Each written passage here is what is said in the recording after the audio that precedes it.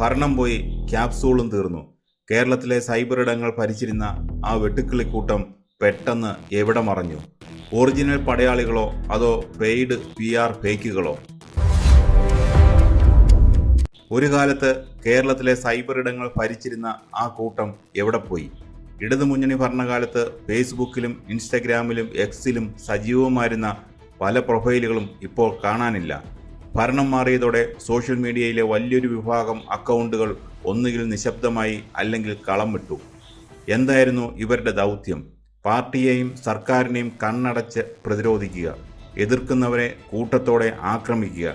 എന്നാൽ ഇന്ന് ആ സൈബർ പടയാളികളിൽ ഭൂരിഭാഗവും അപ്രത്യക്ഷരായിരിക്കുന്നു. എന്താണ് ഇവർക്ക് സംഭവിച്ചത്?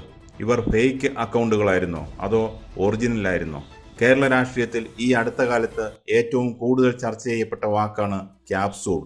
എന്താണ് ഈ സൈബർ ക്യാപ്സൂൾ? പാർട്ടിയെയോ സർക്കാരിനെയോ പ്രതിരോധത്തിലാക്കുന്ന ഒരു വിവാദമുണ്ടാകുമ്പോൾ അതിനെ നേരിടാൻ മുകളിൽ നിന്ന് തയ്യാറാക്കി നൽകുന്ന റെഡിമെയ്ഡ് ന്യായീകരണങ്ങളാണവ. ഒരേ സമയം ആയിരക്കണക്കിന് അക്കൗണ്ടുകൾ വഴി ഒരേ വാചകങ്ങൾ പ്രചരിപ്പിക്കപ്പെടും. ഒരു ഗുളിക വിഴുങ്ങുന്നത് പോലെ അണികൾ അത് വിഴുങ്ങി സോഷ്യൽ മീഡിയയിൽ കമൻറ്റുകളായി ഇടും. എന്നാൽ ഭരണം പോയതോടെ ഈ ക്യാപ്സൂൾ വിതരണം നിലച്ചു. ഫാക്ടറികൾ പൂട്ടിയതുപോലെയായി കാര്യങ്ങൾ. ഇന്ന് പുതിയ വിവാദങ്ങൾ വരുമ്പോൾ ന്യായീകരിക്കാൻ ആരുമില്ലാതെ സൈബർ അണികൾ വലയുകയാണ്. ഇവരെ ആളുകൾ വെട്ടുക്കിളിക്കൂട്ടം എന്ന് വിളിക്കാൻ ഒരു കാരണമുണ്ടായിരുന്നു. രാഷ്ട്രീയ എതിരാളികളോ സ്വതന്ത്രമായി അഭിപ്രായം പറയുന്നവരോ സർക്കാരിനെതിരെ ഒരു പോസ്റ്റ് ഇട്ടാൽ ഇവരെത്തും. പിന്നെ ആ പോസ്റ്റിൻ്റെ കമൻറ്റ് ബോക്സിൽ വെട്ടുക്കിളികൾ കയറിയതുപോലെ ആയിരിക്കും. മാന്യമായ ചർച്ചകളല്ല അവിടെ നടന്നിരുന്നത്. തെറിവിളി, വ്യക്തിഹത്യ, സ്ത്രീവിരുദ്ധ പരാമർശങ്ങൾ, ഭീഷണികൾ, എതിരാളികളെ മാനസികമായി തളർത്തുക എന്നതായിരുന്നു ലക്ഷ്യം.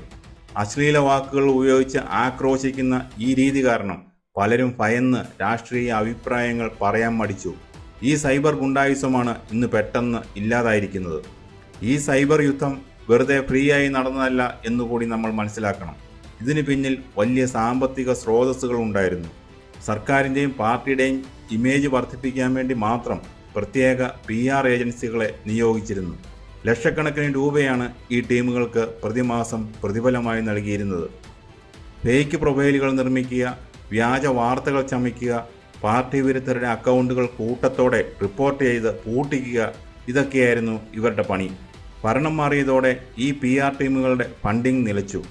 പണം വരുന്നത് നിന്നപ്പോൾ കീബോർഡ് പടയാളികളും ലാപ്ടോപ്പുകൾ പൂട്ടി സ്ഥലം വിട്ടു. ഈ വെട്ടുക്കിളിക്കൂട്ടത്തിൻ്റെ പിൻവാങ്ങൽ എന്തുകൊണ്ട് പ്രാധാന്യം നേടുന്നു? അത് കേരളത്തിൻ്റെ ജനാധിപത്യ ബോധത്തെ സംബന്ധിച്ച് വലിയൊരു കാര്യമാണ്. സോഷ്യൽ മീഡിയ എന്നത് ഒരു തുറന്ന ചർച്ചാവേദിയാണ്. അവിടെ ഭയമില്ലാതെ സംസാരിക്കാൻ എല്ലാവർക്കും അവകാശമുണ്ട്. മുൻപ് സർക്കാരിൻ്റെ ഒരു കൊള്ളരുതായ്മ ചൂണ്ടിക്കാണിച്ചാൽ സൈബർ ആക്രമണം പേടിക്കേണ്ടി വരുമായിരുന്നു. ഇന്ന് ആ ഭയത്തിൻ്റെ അന്തരീക്ഷം മാറുകയാണ്. സാധാരണക്കാർക്ക് സ്വന്തം അഭിപ്രായങ്ങൾ ധൈര്യത്തോടെ പറയാൻ കഴിയുന്നു. സഭ്യമായ ഭാഷയിലുള്ള രാഷ്ട്രീയ ചർച്ചകൾ വീണ്ടും സോഷ്യൽ മീഡിയയിൽ സജീവമാകുന്നു എന്നത് വലിയൊരു മാറ്റമാണ്. ഈ മാറ്റം നൽകുന്ന രണ്ടാമത്തെ പാഠം ഇതാണ്: പണം കൊടുത്തും ഭയപ്പെടുത്തിയും ഉണ്ടാക്കുന്ന ജനപ്രീതി താൽക്കാലികം മാത്രമാണ്. സൈബർ ഇടങ്ങളിൽ ആയിരക്കണക്കിന് ലൈക്കുകളും പോസിറ്റീവ് കമൻറ്റുകളും ഉണ്ടാക്കിയതുകൊണ്ട് മാത്രം ഒരു സർക്കാരിനും ജനഹൃദയങ്ങളിൽ നിലനിൽക്കാൻ കഴിയില്ല. യഥാർത്ഥ ജനവികാരം എന്താണെന്ന് മനസ്സിലാക്കാൻ ഈ PR ഏജൻസികൾ ഭരണാധികാരികളെ അനുവദിച്ചില്ല. സൈബർ ഇടത്തെ പുകഴ്ത്തലുകൾ കണ്ട് തങ്ങൾ ജനപ്രിയരാണെന്ന് ഭരണാധികാരികൾ തെറ്റിദ്ധരിച്ചു. ഭരണം നഷ്ടപ്പെട്ടപ്പോൾ ആ പുകമറ മാറി. സോഷ്യൽ മീഡിയയിലെ ഈ അക്കൗണ്ടുകൾ വെറും കുമിളകൾ മാത്രമായിരുന്നുവെന്ന് ഇന്ന് പാർട്ടിക്ക് പോലും ബോധ്യമായിട്ടുണ്ട്. യാതൊരു പ്രതിഫലവുമില്ലാതെ പാർട്ടിയോടുള്ള സ്നേഹം കൊണ്ട് മാത്രം സോഷ്യൽ മീഡിയയിൽ തെറിവിളിക്കാൻ പോയ സാധാരണക്കാരായ അണികളാണ് ഇതിലെ ഏറ്റവും വലിയ ഇരകൾ. നേതാക്കൾ സുരക്ഷിതരായി ഇരുന്നപ്പോൾ കേസും കൂട്ടവുമായി ഒടുവിൽ നാണം കെട്ടത് ഈ പാവം അണികളാണ്.